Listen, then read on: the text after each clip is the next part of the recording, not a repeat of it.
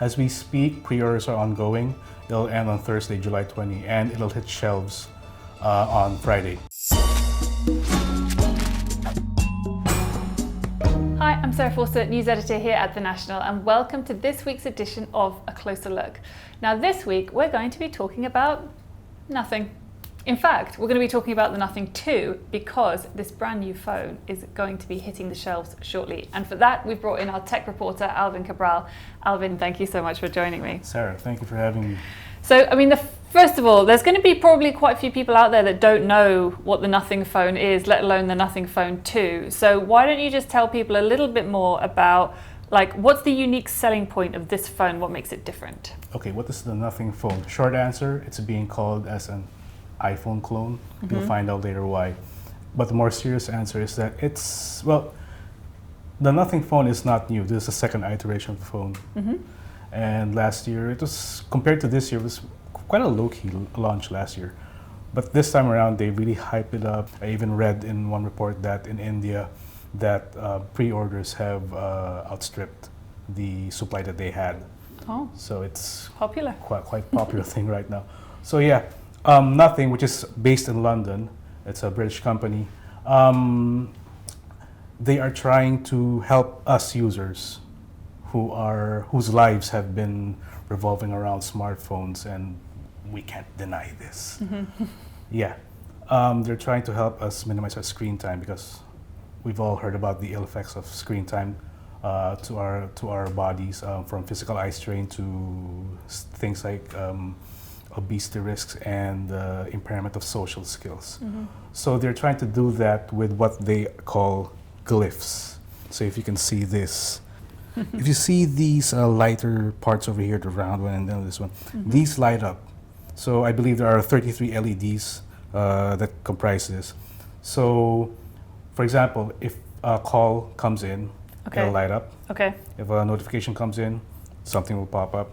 And even if you, for example, have a food delivery or order an Uber or a Careem, you'll be able to track the progress of where your food is and where your ride is. Okay. Without having to look in front of the screen. Okay, I get you. So basically, when you're sat there and you've got your phone, most of us, don't we? We put our phones face down. This way, you don't have to pick it up. You don't have to. This reminds me very much of the olden days. It's not that long ago, but Blackberries used to have a little light, and it would blink red when you had a message, so you didn't actually have to pick it up and look at it until it blinked red. So with this, you're basically saying you don't have to look at the screen. All that information that you're probably going to be looking at the screen for is on the back. It also reminds me of, have you heard of the Yoda Phone? No. Okay, the Yoda Phone, a little bit of history here. It came out in the early 2010s. So basically, it had the normal screen in front, and at the back, it had an e-ink screen. So it's similar to what you see on the Amazon Kindle. So that obviously reduces eye strain on you. However, it really didn't catch on, and they were only able to bring out 3 Yoda phones. It was discontinued in 2017. Well, you said at the start that they're saying it's an iPhone clone. Talk to me. I can see you're sat here with an iPhone and a Nothing phone. And to me, they look pretty similar. Until you turn them over, they look pretty similar, right? I mean, they look identical. Yeah, you see, they both have this is the iPhone 14 Pro. Both of them have a 6.7-inch screen. And the most striking similarity between them is that they both have the flat edges and curved corners. So at first glance, even I, when I saw it, So there is some justice to the iPhone clone comparison, but we have to point out that there are a lot of differences between the Nothing Phone 2 and the iPhone. For one, the Nothing Phone 2 is Android. Also, if you also notice, it only has a dual lens camera.